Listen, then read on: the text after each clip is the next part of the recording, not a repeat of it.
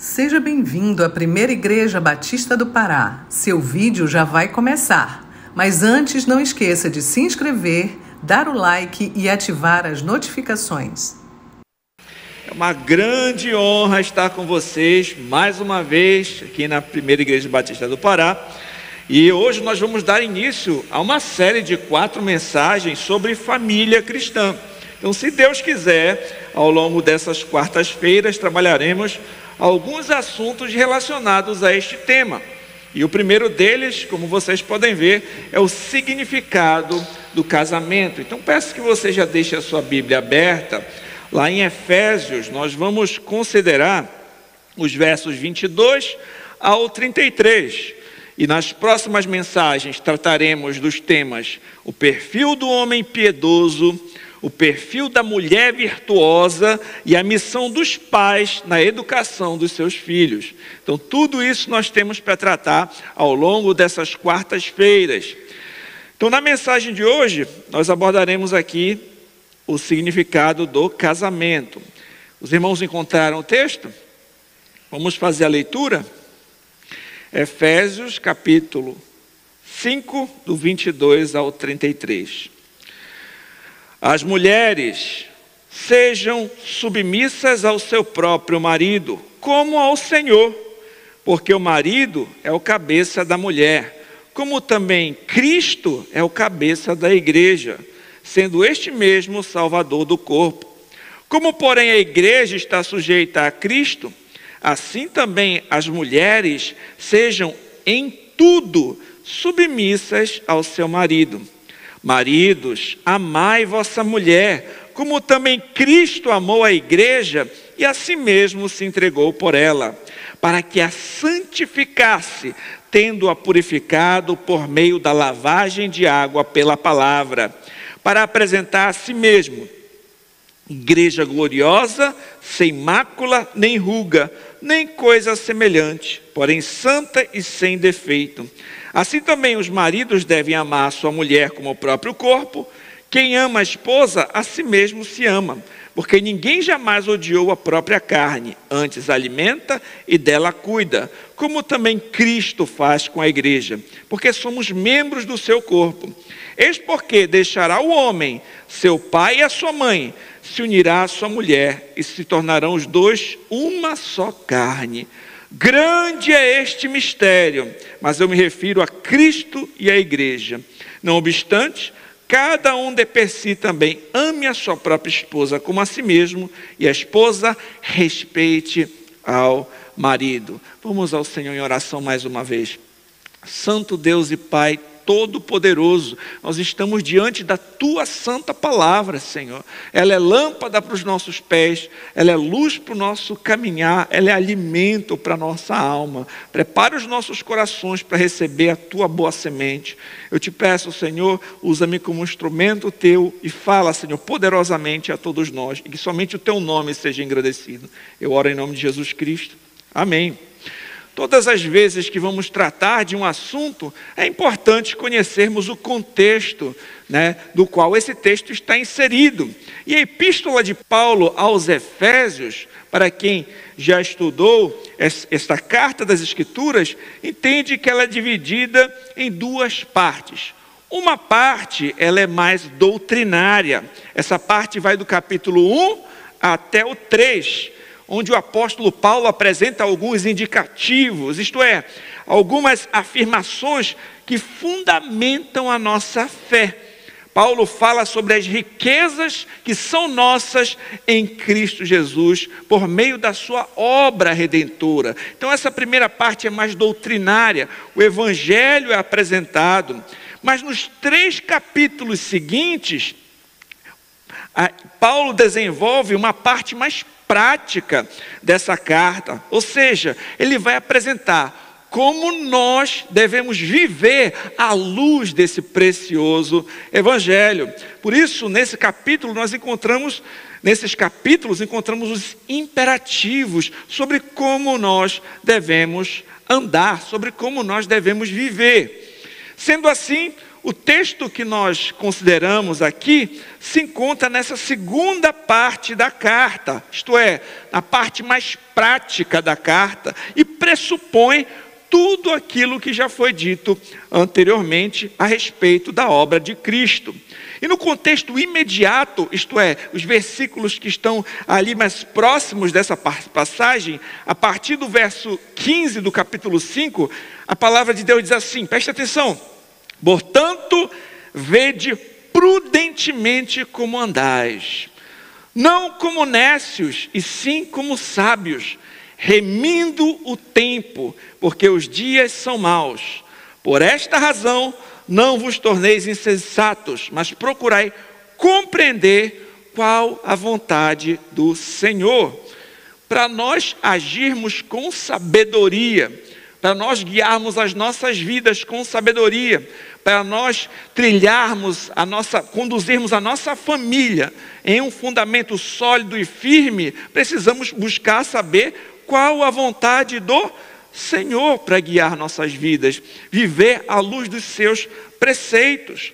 E o texto prossegue dizendo assim: não vos embriagueis com vinho, no qual há dissolução, mas enchei-vos do Espírito, falando entre vós com salmos, entoando e louvando de coração ao Senhor, com hinos, cânticos espirituais, dando sempre graças por tudo ao nosso Deus e Pai, em nome do nosso Senhor Jesus Cristo, sujeitando-os aos outros no temor de Cristo. Um ponto interessante de nós notarmos quando fala a respeito de sermos cheios do Espírito, é que um texto correspondente a esse, mas lá em Colossenses 3,16, fala o seguinte: habite ricamente em vós a palavra de Cristo, instruindo-vos, aconselhai-vos mutuamente em toda a sabedoria, louvando a Deus com salmos, hinos, cânticos espirituais, com gratidão em vosso coração. Quando nós observamos que uma vida cheia do Espírito Santo é uma vida em que a palavra de Deus habita ricamente, nós entendemos que uma vida cheia do Espírito é uma vida cheia da palavra, guiada e norteada pela palavra de Deus. Esse é o contexto imediato no qual essas verdades vão ser apresentadas. Nós vimos aqui que Paulo, o apóstolo, instruiu a nós não sermos tolos, e sim sábios, a remirmos o tempo, porque os dias são maus, a buscarmos compreender qual é a vontade do Senhor, a sermos cheios do Espírito, louvando e dando graças a Deus e sujeitando uns aos outros no temor de Cristo. É esse o contexto que o texto em questão se trata. Portanto, é dito aqui como nós vamos seguir de viver de maneira sábia segundo a vontade de Deus. E essa sujeição que é recomendada aqui vai ser exemplificada nos versículos seguintes, demonstrando qual é a ordem que o nosso Deus estabeleceu para a família e o que isso representa, o que isso significa. Nas nossas Bíblias, geralmente as edições elas separam as perícopes por títulos, né? São divididas por tópicos. Aqui na minha está o lar cristão, marido e mulher. E muitas vezes a gente perde essa conexão, né? Porque a gente vai ler só aquela passagem e não considera o contexto. Mas nesse caso o contexto é importante porque nós precisamos entender que tudo aquilo que será dito a respeito do papel das mulheres, a respeito do papel dos maridos, não é realizado na nossa própria força, mas é pelo poder do Espírito Santo. É o Senhor nos conduzindo e operando em nós, o poder do Espírito Santo em nós. Sendo assim, nós entendemos qual é o contexto. É diante de um ambiente espiritual que busca ser cheio do Espírito Santo, ter uma vida norteada pela palavra de Deus, que nós vamos buscar considerar cada um o seu papel na família. E nós vamos começar pelas damas primeiro, o papel das mulheres, dos versos 22 ao 24. As mulheres sejam em tudo submissas ao seu próprio marido como ao Senhor, porque o marido é cabeça da mulher, como também Cristo é o cabeça da igreja, sendo este mesmo Salvador do corpo. Como, porém, a igreja está sujeita a Cristo, assim também as mulheres sejam em tudo submissas ao seu marido. O que as mulheres são orientadas a fazer aqui nesses textos? Qual é a sua tarefa, que é dito aqui? Mulheres sejam submissas ao seu próprio marido. Tem algumas coisas que são importantes nós observarmos o que elas não são, para nós entendermos melhor aquilo que elas são. Porque quando nós falamos sobre submissão, às vezes a pessoa já fica olhando assim, nossa, como assim submissão? Você submissa? Que história é essa? Primeiro eu vou falar para vocês o que submissão não significa, para depois nós vermos o que significa. Um teólogo chamado John Piper, um pastor chamado John Piper, baseado em 1 Pedro 3, ele afirmou que submissão não significa o seguinte, submissão não significa que você concorda com tudo. Submissão não significa que você deixou o seu cérebro no altar. Não significa isso. Submissão não significa que você não tentará influenciar o seu marido a mudar. Porque a gente vai observar lá, por exemplo, lá em 1 Pedro capítulo 3, que uma mulher piedosa pode até ganhar o seu marido sem palavras. O seu procedimento cheio de temor e piedade pode influenciar o seu marido que ainda não obedece a palavra. Submissão não significa que você vai colocar a vontade do seu marido antes de Cristo. Não significa isso. Submissão não significa que as mulheres recebem toda a força espiritual através do seu marido. Submissão não significa agir em medo. Não significa nada disso. Então, submissão não se trata de obedecer a todo e qualquer comando irrestrito. Vamos observar o texto de 1 Pedro para considerarmos isso. 1 Pedro capítulo 3, diz assim, verso 1 ao 6. Mulheres, sede vós igualmente submissas a vosso marido, para que se ele ainda não obedece à palavra, seja ganho sem palavra alguma, por meio do procedimento de sua esposa, a observar o vosso honesto comportamento, cheio de temor. Não seja o adorno da esposa o que é exterior, como frisado de cabelos, adereços de ouro, aparato de vestuário. Seja, porém, o homem interior do coração, unido ao incorruptível trajo de um espírito manso e tranquilo, que é de grande valor diante de Deus. Pois foi assim também que a si mesma se ataviaram outrora as santas mulheres que esperavam em Deus, estando submissas a seu próprio marido, como fazia Sara, que obedeceu a Abraão, chamando-lhe Senhor, da qual vos tornastes filhas, praticando o bem e não temendo perturbação alguma. Portanto, fica a pergunta: o que submissão significa? Significa, minhas irmãs, meus irmãos, na dependência do Senhor, a esposa estar disposta a seguir a liderança do seu marido em qualquer situação. É certo que o pecado, a queda, trouxe problemas para esse relacionamento entre marido e esposa. Há muitas vezes uma inversão de valores, um desejo de, no lugar de querer se submeter, querer dominar os seus maridos. E também há um problema na queda que afetou os homens, que no lugar de serem uma liderança amorosa, alguns se tornam tiranos, se tornam grosseiros, arrogantes, ou omissos, que simplesmente não fazem o seu papel de liderança. Então, nenhum desses casos é a forma correta de agir. E como as mulheres devem fazer isso? O texto diz que é em tudo como ao Senhor. Isto é, até onde não confrontar a vontade do Senhor. Todas as vezes que a Bíblia fala a respeito de nós nos sujeitarmos a alguma autoridade, a gente sempre tem que lembrar que tem uma autoridade superior. Por exemplo, se um pai falar para o filho pecar, o filho tem que primeiro obedecer a Deus do que aos homens. Se uma autoridade do governo mandar nós negarmos a Cristo, Nós vamos obedecer ao Senhor antes do que aos homens. Da mesma forma, a autoridade, essa sujeição é só até onde a vontade do Senhor está em conformidade. E essa obediência também deve ser uma obediência voluntária. E ela não é a qualquer homem, mas sim ao seu marido, fazendo como ao Senhor. O que é fazer como ao Senhor? Fazer como parte da sua obediência a Deus. Uma parte de obediência ao Senhor. Qual é a razão? Porque o marido é o cabeça da mulher, como também Cristo é o cabeça da igreja. Esse relacionamento vai expressar o relacionamento de Cristo com a igreja. Um autor chamado William Hendrickson disse o seguinte: o que Paulo está dizendo, pois, equivale ao seguinte: a esposa deve submeter-se voluntariamente ao seu esposo, a quem Deus designou como cabeça dela.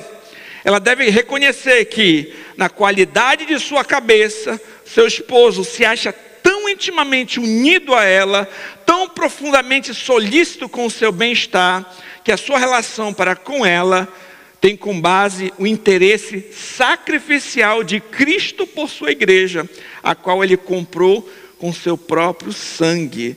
E o texto prossegue dizendo: sendo este o Salvador do corpo. Isto é, assim como o Senhor Jesus Cristo amou, salvou a sua igreja da condenação, o marido também deve amar sua esposa, deve sustentar, proteger, preservar a sua mulher que se submete a ele. E esse próprio texto traz a ilustração perfeita, que é o relacionamento de Cristo com a igreja.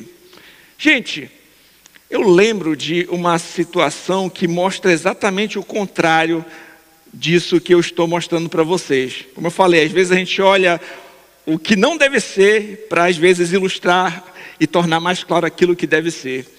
Certa vez eu ouvi a história de um rapaz que ele chegou e ele tinha mais essa tendência à omissão, né, do que a tirania desses extremos errados, né? E ele chegou e fez uma oração da seguinte forma: Senhor, eu estou passando a liderança da minha casa para minha mulher. Isso é um absurdo, né? Às vezes as pessoas, ele está querendo orar por algo que é totalmente o contrário do que o Senhor estabeleceu na sua palavra. Eu conheci um outro que ele dizia assim: não, é ela que manda mesmo. Ele falou até assim, uma expressão: eu sou canoa, ela que me conduz, ela que me guia, e é assim mesmo. E não é esse o modelo das Sagradas Escrituras. Minhas irmãs, muitas mulheres hoje não concordam com isso. Mas a questão é: você acha que você é mais sábia do que o Senhor? Tentar fazer do seu próprio jeito, indo contra a instrução do Senhor, é pecado, só traz desordem na sua própria família. Quando uma mulher quer dominar o seu marido, no lugar de se submeter, ela atrapalha a liderança do seu próprio marido, ela dá um mau testemunho para os seus filhos, e ela não demonstra corretamente qual é o relacionamento de Cristo com a sua igreja. Porque ela coloca como se a igreja fosse cabeça do nosso Senhor Jesus Cristo, e não o contrário. Provérbios 21:9 tem um texto que fala a esse respeito. Diz assim: diz que é melhor morar no canto do terraço do que com uma mulher briguenta na mesma casa. Portanto, minhas irmãs, não busquem ser dominadoras, briguentas e guiar os seus maridos como cabeça, mas se sujeitar. Que as mulheres sejam cheias do Espírito, que cultivem um espírito manso e tranquilo, que sejam sábias, que edificam a sua casa e que se sujeitem aos seus maridos como ao Senhor. E aqui eu tenho um conselho para as moças, aquelas que pretendem ainda casar: tenham muito cuidado na escolha do rapaz, uma vez que vocês vão ter que se submeter a eles. Imagine só se sujeitar a alguém que não teme ao Senhor. Vai ser um pesadelo. Tome muito cuidado com quem vocês vão casar. Que seja um homem de Deus, que seja um homem temente ao Senhor. Aqui nós observamos as instruções. As mulheres são as auxiliadoras idôneas. Elas vão se submeter ao seu marido como ao Senhor, porque elas estão representando a igreja que se sujeita ao nosso Senhor Jesus Cristo. Amém? E elas fazem isso de forma respeitosa, com um espírito manso e tranquilo, e não com gritarias e cobranças em demasia. Agora o texto parte a falar a respeito do papel dos homens, dos maridos nesse grande quadro. Nós vimos que o marido é o cabeça do lar, mas essa liderança que ele exerce não é uma liderança tirana, grosseira, insensata, é uma liderança amorosa, que é uma liderança sacrificial. Assim como Cristo amou a igreja, se entregou por ela, o marido assim deve amar a sua esposa. Isso pressupõe a proteção e a provisão. O marido diz assim: maridos, amai vossa mulher. Como é que ele deve amar? Como também Cristo amou a igreja e a si mesmo se entregou por ela. Isto é, um amor sacrificial. Por que ele deve amar? O texto diz: para que a santificasse, tendo purificado por meio da lavagem de água pela palavra, para apresentar a si mesmo igreja gloriosa, sem mácula, nem ruga, nem coisa semelhante, porém santa e sem defeito. Portanto, quando o marido demonstra um amor sacrificial, abnegado pela sua esposa, torna a obediência dela, a submissão dela também um trabalho mais fácil. Então cada um tem que observar a sua parte neste grande quadro. John MacArthur põe esse ponto nos seguintes termos: diz respeito ao amor de Cristo pela sua igreja. A graça salvadora torna os cristãos santos por meio da palavra de Deus. Desse modo, eles podem ser a noiva pura. Para os maridos amarem as suas mulheres como Cristo amou a igreja, exige um amor purificador, posto que o amor divino busca limpar por completo aqueles que são amados de todo tipo de pecado e mal. O marido cristão não deve tolerar pensamento de qualquer tipo de pecaminosidade na vida da sua mulher que desagrade a Deus. Seu maior desejo para ela deve ser de que ela esteja perfeitamente em conformidade com Cristo, de que Ele a conduz à pureza, assim como o nosso Senhor Jesus Cristo se preocupa com a santificação da igreja, assim como o amor de Cristo é um amor purificador, assim o marido deve se preocupar com a santificação também da sua esposa. Os maridos devem prover meios para o crescimento e o amadurecimento espiritual das suas esposas. Por exemplo, você, marido, você pode estimular a prática devocional da sua esposa. Vocês podem fazer, quem sabe, um plano de leitura juntos, tirar um momento para lerem a Bíblia, perguntar: meu amor, como está a sua comunhão com Deus? Como está a sua leitura bíblica, os seus momentos de oração? Quem sabe estimulá-la a ler bons livros? Quem sabe fazer um culto doméstico na sua casa, liderar o culto doméstico na sua casa? Não precisa ser uma coisa muito elaborada de pensar culto doméstico, não, então tem que ser toda uma estrutura, não. Fazer uma oração, cantar um hino, ler um trechinho das Escrituras, perguntar o que chamou a sua atenção nesse trecho, perguntar se tem algum pedido de oração e pronto, ter algum momento em família ali, com seus filhos observando isso, né? Orar pela sua esposa e seus filhos. Você ora diariamente pela sua esposa e seus filhos, né? Diariamente ali, poxa, acordou, ore por você mesmo, mas ore também por ela. Ore também pelos seus filhos, ore pela sua família. Assuma o seu papel como um sacerdote do lar. O marido, ele também deve ser quem vai estimular a família, sua esposa, a ter um compromisso com a igreja local, né? É uma responsabilidade principalmente de nós homens, escolher uma boa igreja para nós congregarmos. Graças a Deus vocês estão em uma, né? E assumir um compromisso com essa igreja. Gente, homens, preste atenção, é muito feio, é horrível quando o homem fica enrolando, não querendo ir para a igreja. E a mulher tem que ficar dizendo: vamos para o culto, vamos ler a Bíblia. Não, essa iniciativa tem que partir de você. Chame, traga a sua família toda para a igreja, para os cultos, se envolva, se torne membro, seja pastoreado, busque tirar as dúvidas da sua família, converse com seus pastores naquilo que são questões de vocês. Tome iniciativa com essas questões espirituais, busque a santificação da sua esposa, da sua casa. O texto prossegue dizendo que assim também os maridos devem amar a sua mulher como ao próprio corpo. Quem ama a esposa, a si mesmo se ama. Porque ninguém jamais odiou a própria carne, antes alimenta e dela cuida, como também Cristo faz com a igreja, porque somos membros do seu corpo. Queridos, proteger e suprir aquilo que é necessário para o nosso corpo é algo natural. Mas os maridos devem entender que o casamento também cria uma união semelhante para com a sua esposa, na qual você também deve proteger e prover. Proteger tem tanto um sentido de uma proteção física mesmo, porque é a tarefa do homem antes de dormir, checar se a casa está fechada, se for fazer uma viagem, checar se o carro está balanceado, se está tudo certinho, né? Se a esposa está saindo tarde do trabalho, ver se ela está em segurança ou ir lá buscá-la. Isso tudo é uma proteção física que você também provê. Mas você tem que protegê-la a tal ponto que diante de uma ameaça à vida dela, você está disposto a arriscar a sua própria vida para salvá-la. Essa é uma demonstração de um amor protetor e sacrificial. Mas isso é cuidar da segurança física dela.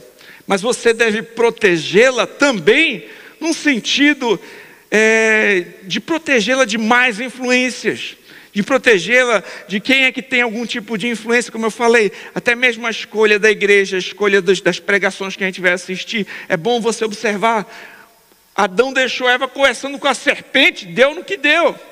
Há uma proteção também de más influências, há uma proteção também da sua segurança emocional, espiritual. E outra coisa que é importante, você jamais deve ser uma ameaça para ela. Você jamais deve agredir a sua esposa. Você deve ser o protetor e jamais o agressor. A Escritura coloca as esposas, né, como um vaso mais frágil.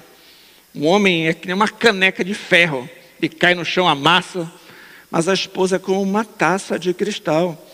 O homem tem que ter cuidado, tem que ter essa proteção e jamais ser alguém que a agride. Como você tem tratado a sua esposa?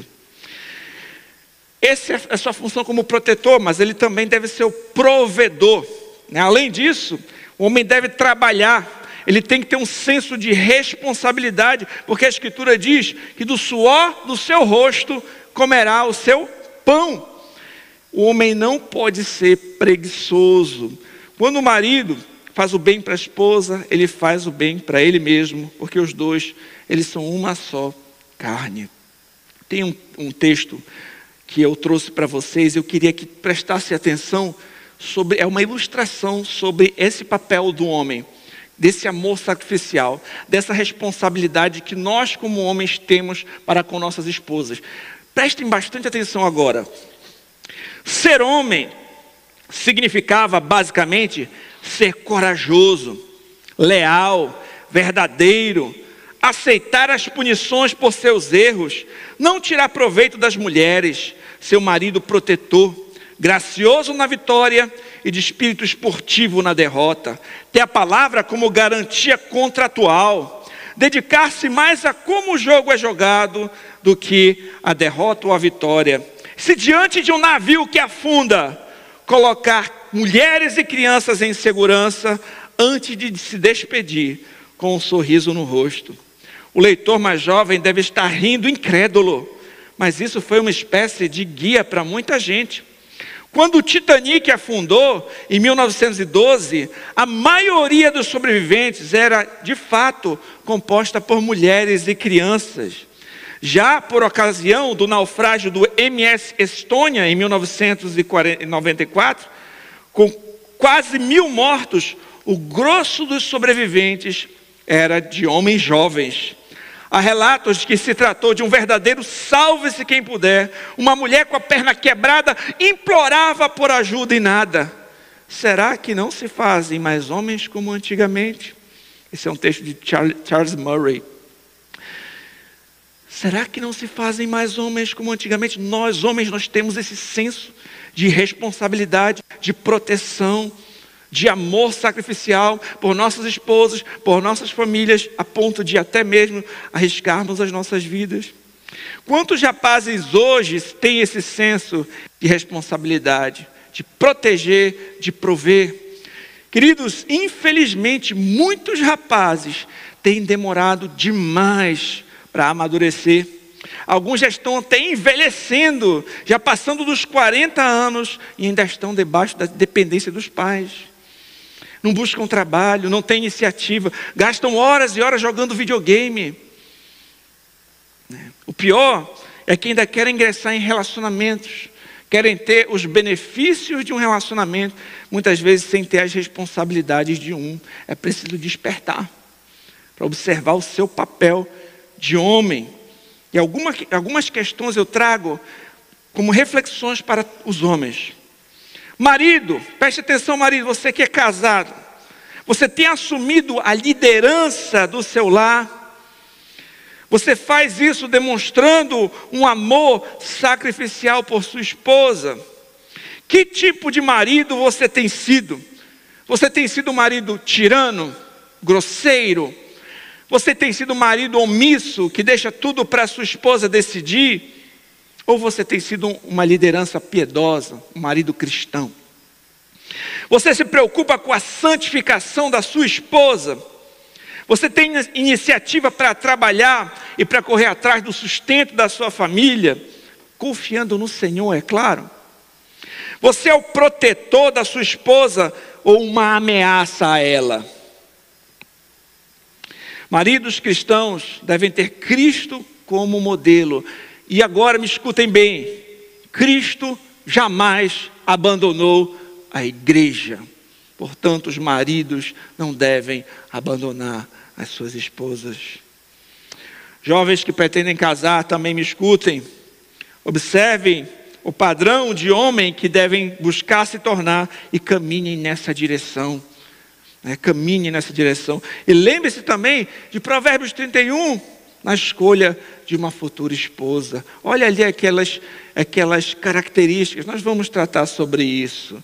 Quando formos falar sobre as mulheres virtuosas, jovens também escutem, para vocês observarem quais são as características que vocês têm que procurar numa jovem. Por fim, nosso terceiro e último ponto, o significado do casamento. Eis porque deixará o homem seu pai, sua mãe, se unirá à sua mulher, se tornarão os dois uma só carne.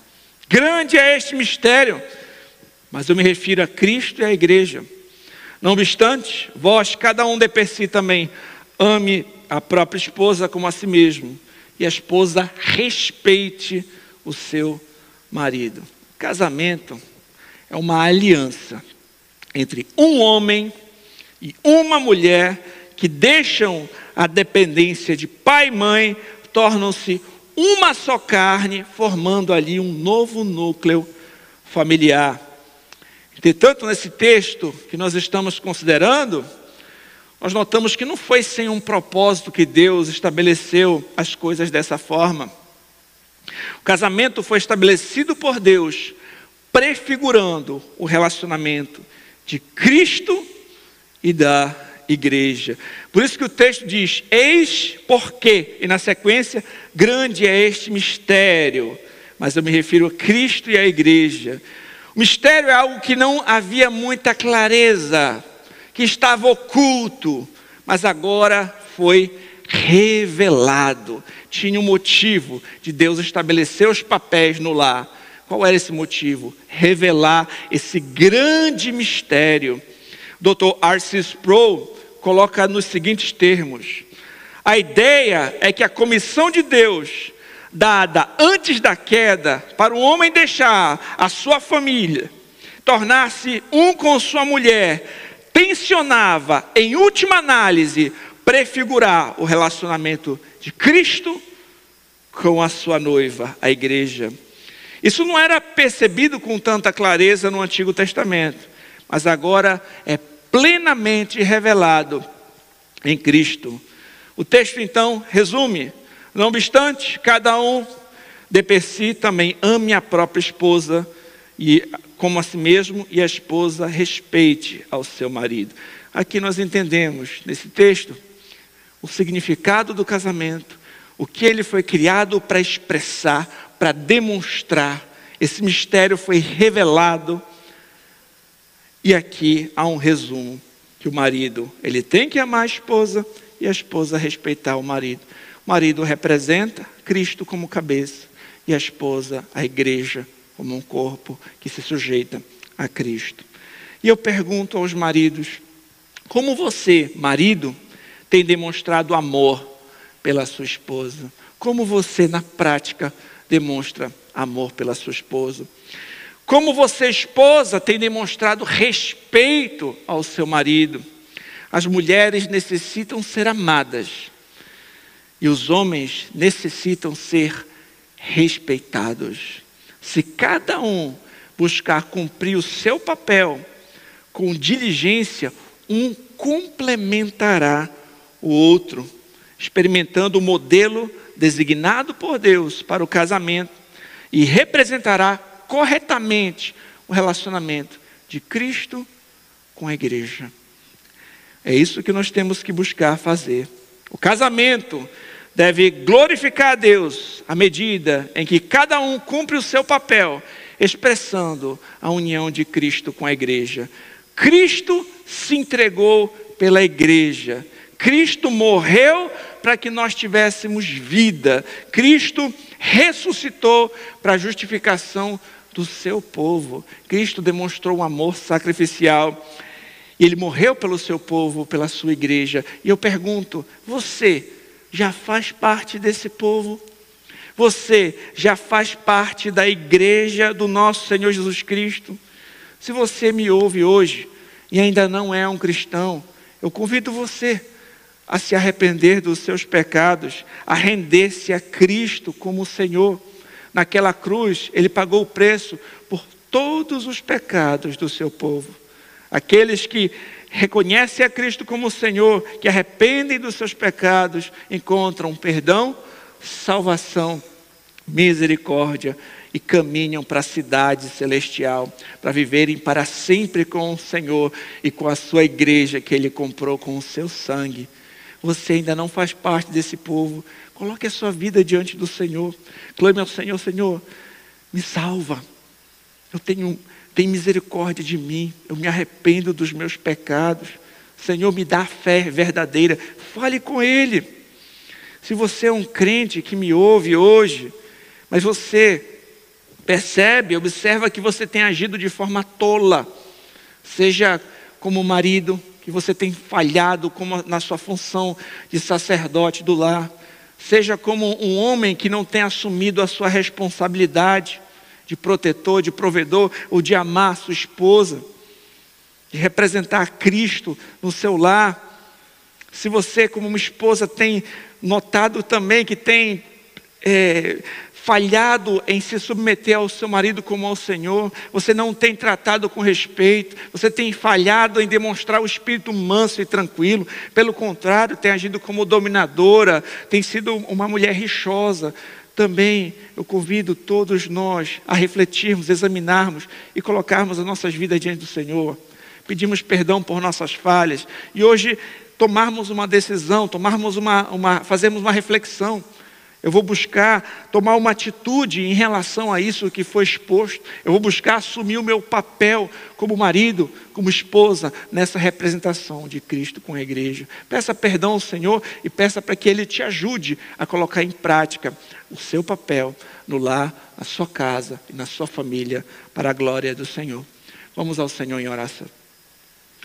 Santo Deus e Pai Todo-Poderoso, colocamos diante do Senhor as nossas vidas. Sabemos, Senhor, que sem Ti nada podemos fazer. que, como lemos aqui, é pelo poder do Espírito que vamos conseguir colocar em prática o nosso papel, seja como marido, como esposa, seja como pais, filhos.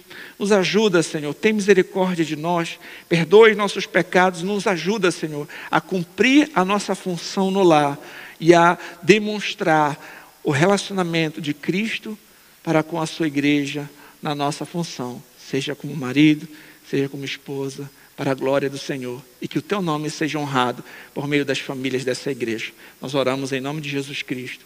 Amém.